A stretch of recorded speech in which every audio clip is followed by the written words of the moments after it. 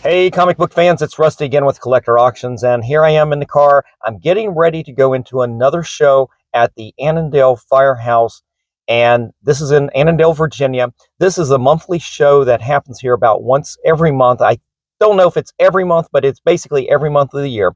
And I come down here on Sunday mornings, and it's a small show. It's also a sports card show. I spotlighted this show just a few weeks ago, in fact, when I came down and I found a really nice Super Friends book, and I picked up some minor X-Men books with some great covers. So I'm going to go back. I'm back at the show. I think today I'm going to still try to be budget conscious, although my wife will laugh at that. And I'm going to be looking for some more of those books to fill the run for my Invaders run. I sat down the other day and put together all the books I've been picking up over the last year. It felt like I was getting close to finishing that run, but after I put everything together, I realized there were definitely some gaps. So I actually made a list this time. So when I go into the show, I've got the list to see what I'm looking for. And hopefully we'll find some pretty good Invaders books that are going to be high grade, because I'm not going to buy them just to fill in the run with low grade copies. I'm going to look for high grade no matter what, even if I'm not getting them graded at any point. So sit back. I'm going to go in the show. I don't know how much footage I'm going to take, but I will show off all of that. I'll come back and I will show you the books that I hopefully pick up for the show today. So stay tuned and I'll be right back.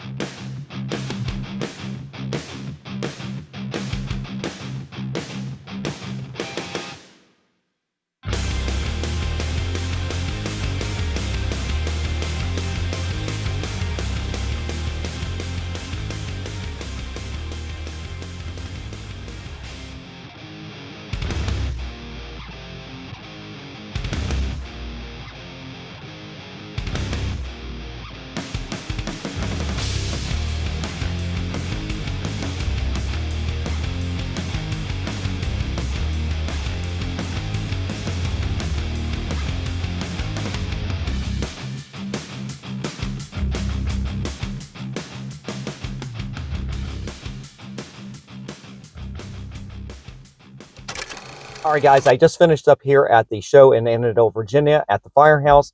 It was really cool. As I was walking in, I got to run into Longbox Love Affair. That was cool. It's always good to see him. I had just seen him at a previous show up in Maryland. So good to see him back-to-back shows here in the area. And so I talked with him for a few minutes, went in, and as you saw, I just did some footage from the show. Didn't do a lot, but I did do a lot of digging, and I was able to find a few things, and I stayed on target by keeping the budget really low today.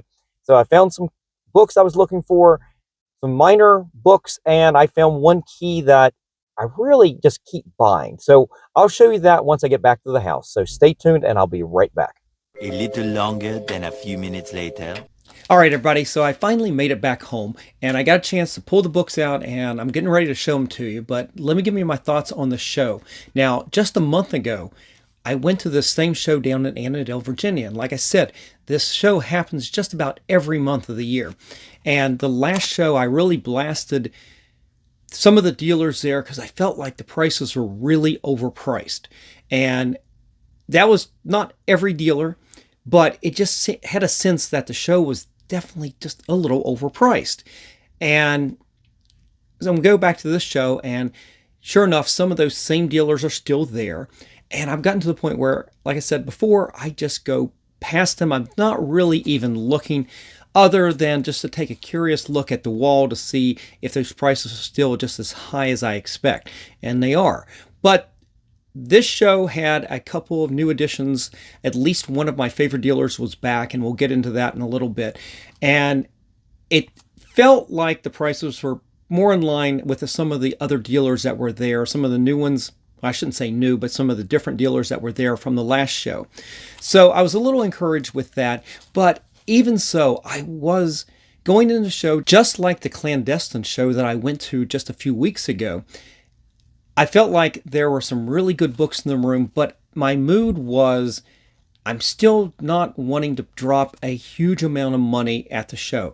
Now, that kind of goes against what I'm trying to do with some of my bigger 2024 goals books, but I'm trying to hold back. I'm just trying not to buy a really expensive book unless it's really on that goals list, and unless it's in the condition that I really want.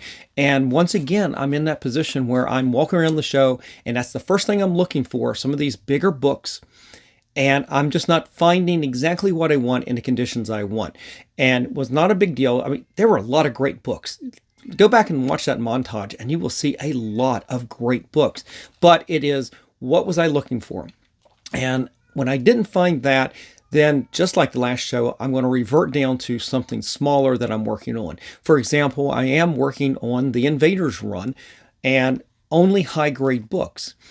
And I figured, okay, that's going to be an easy one if I'll go through some of the bins, because trust me, except for the Invaders annual #1 and the issue #1 of Invaders, most of those books, well, maybe issue #9, are not necessarily huge keys, but you're going to find most of those books in the bins.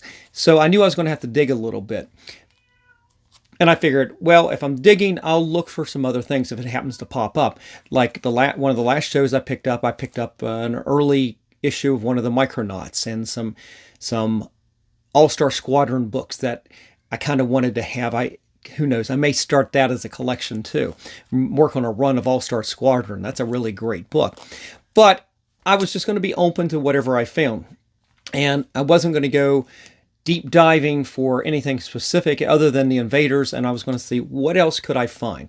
Well, like I said, I didn't find the big keys I was looking for, but I did find some Invaders books, and not as many as I expected. The dealers there this time did not have a lot of Invaders books.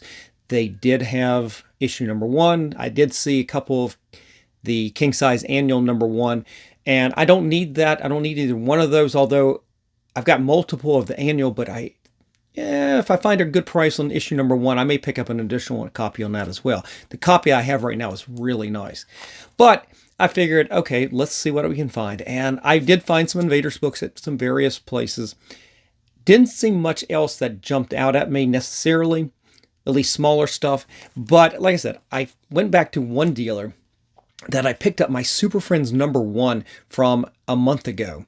And it was one of the only few books I picked up at that show. But I kind of figured I was going to find some books in there. And it took some digging because his boxes are not organized, except for small little batches here and there. And I kind of had to just keep digging and digging. It must have been 30 boxes I went through before I finally found a little run of Invaders. So I ended up picking up a couple things. Now, I put a few back because they had ticks on it and everything, but I did pick up issue #40. This was a really nice copy. I did not have that in the run. I did have my list this time, so I knew which ones I was looking for. And I did pick up this. This is issue 41. Now, I just picked this up at the last show as well. And I did this because I didn't mind picking up a second copy of this. This is really nice condition. The last issue in the run, and it's a square-bound book. And I kind of wanted to go ahead and get it because, one, the price on all of this, plus the other book that I'm going to show you that I picked up from this dealer, were in really nice shape, and it wasn't all that expensive. In fact, it wasn't that expensive at all. But I ended up, let me just show you the last book I picked up. I happened to run across this, and it's kind of funny because I had literally just bought the prior issue because it is one of the cover price top 10 books that has come out over the last few weeks since we've had some Fantastic Four news. Let me show it to you. This is issue number 210. Now, this beautiful Galactus cover. They got some of this John Byrne artwork on the interior when he did some early work on the Fantastic Four. The issue right before this is the first appearance of Herbie. And everybody knows, if they've been paying any attention, the Fantastic Four got cast and a promotional image came out where you see Herbie the robot. So there's some speculation that you're going to see that in the movie. And so I went ahead and I bought that off of eBay in a really nice copy that I don't think I've even spotlighted yet. It depends on when these shows come out, if you're going to see that before the show or not, I don't know. But the issue right after this, 211, or is it 212? I think it's, I can't remember now. Which one is it? It's the one with the Terrax, the first appearance of Terrax, who becomes the new Herald of Galactus. And this little run of the Fantastic Four in space was actually a really good little run. It's got some tight John Byrne artwork. I think Joe Sinnott is doing the inking on this. I'm not sure, but it's still a really good book. And this is just one of those classic Galactus covers. And the reason I ended up picking up this was, again, it wasn't that expensive, but what a beautiful condition book right here. And I know there's some Galactus collectors out there. I don't know if I'll get this graded or not, but a book like this, actually, again, I'm pulling these things because they're really good condition. I mean, I consider these things starting off with the 9.8 candidate, and then they work their way down. 9.8s on this, literally over the last few months, have gone for $206, $350, $192, and I'm going, okay, that's pretty decent. Now, even a 9.6, you got to get a 9.8 on this to really be able to make any money on this. I don't think I'm going to get it graded, but that potential is always there at this point. Once I get the book out and we do a little clean and press on it, we'll see where it really stands. 9.6 has dropped down to that $50 range, somewhere between $46 and $64. So not really worth getting graded unless you've got that definite 9.8 candidate on there. But let's go back real quick and I'll talk about the Invaders. Now, 41 right there, 9.8s on this. Now, this is one of the other reasons I got it. Like I said, I had another copy of this, but I always keep, even though I'm just working on a run just to have it as a run in my collection, I'm not worried about getting them graded. I do think about grading all the time. And I base this, how much do I pay on this, based on what condition I think it is and what I think it could grade out to, what's the potential. And I'm not saying that this is a 9.8 candidate, but you got some meat on the bones on this. I mean, $375 recently.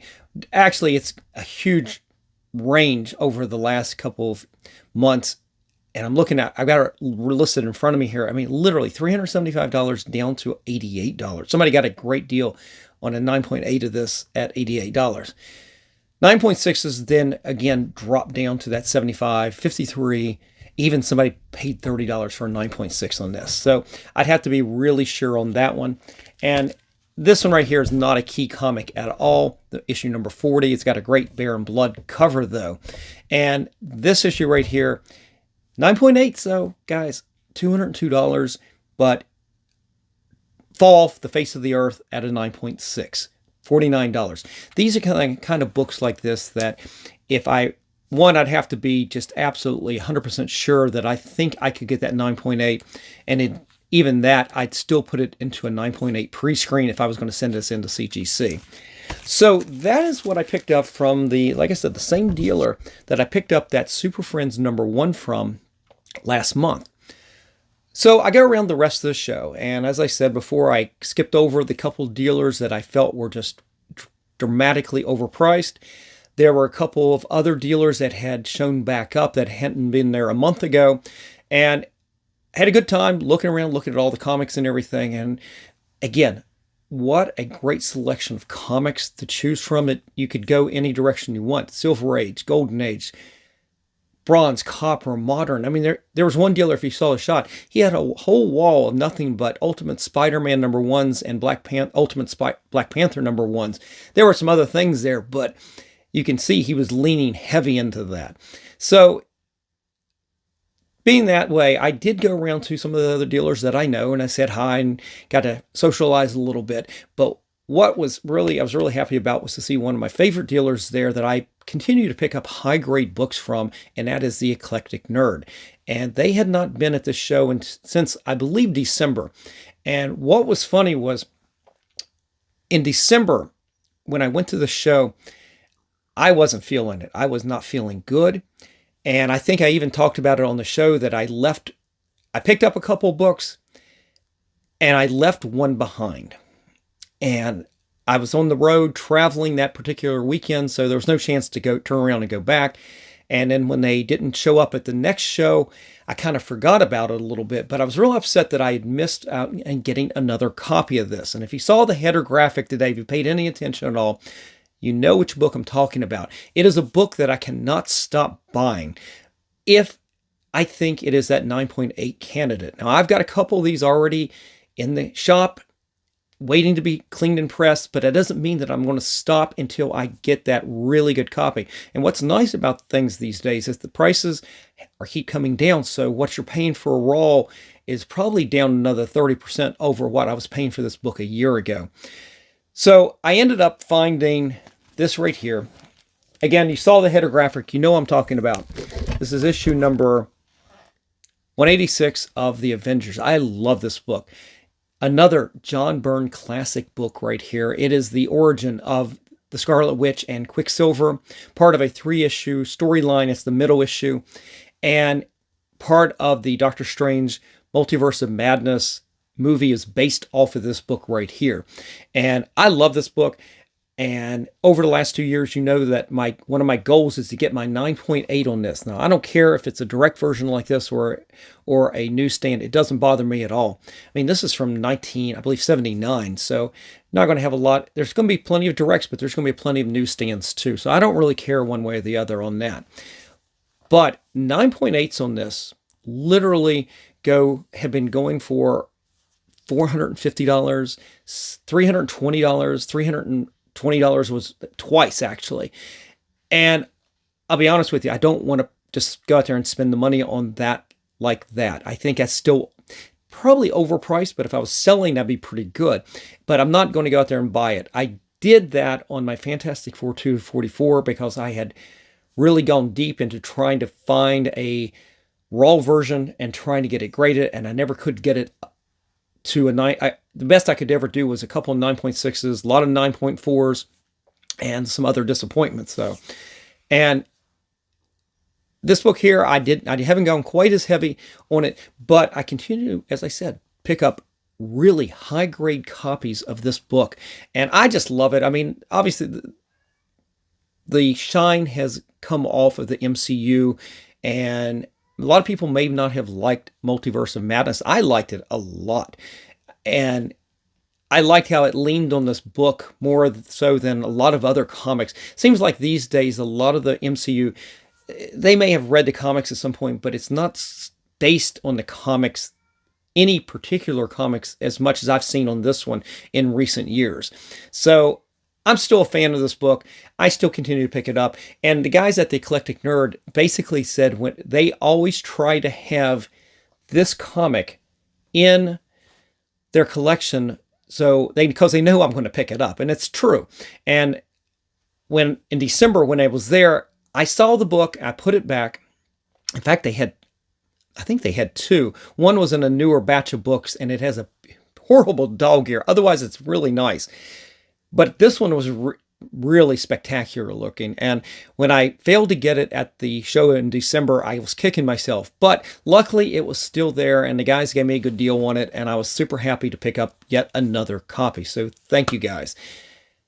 So that's it. That is everything I picked up at the show. I kept the budget pretty much in line. I didn't spend a lot of money on this show, and I'm real happy with it. It's nice to be able to go to a show, pick up a few things that you like without blowing your budget or anything. And I know that's my wife will appreciate that, although she probably doesn't want me to go at all, just to cut down on the cost, because I spend a lot of money on comics, as most of us do.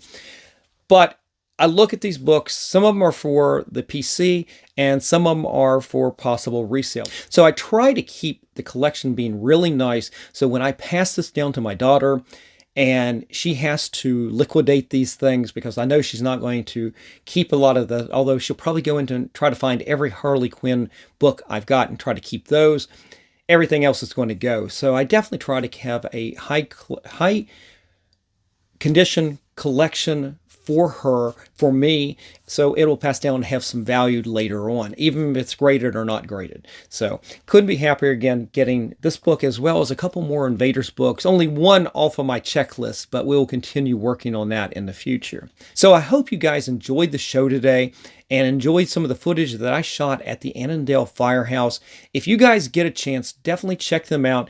You can look online for Annandale Comic Show and it will definitely come up, but it is hosted by Shoff Promotions, SHOFF, and they also host the Frederick Comic Con, which is going to be happening in March here in just a few weeks. So, and as well as another show down in Annandale. So it's going to be interesting to see which dealers go set up at both shows. It's back-to-back weeks. So that should be interesting. And we'll cover those shows if we get a chance to go to them. I'm not too sure yet because I got some travel plans coming up. But this show was really good. I enjoyed it. And that's it. Thanks, guys, for watching today. If you like this kind of content, definitely hit that like, slap the subscribe, and click on that notification bell so you don't miss out on any of my episodes that I put out each and every week, Mondays and Fridays at 10 a.m. And definitely leave me a comment. Let me know what you think about the comics that I picked up for today. I'd love to hear your comments on that. So that's it, guys. Take care. I'm out of here. And remember, every comic has a story.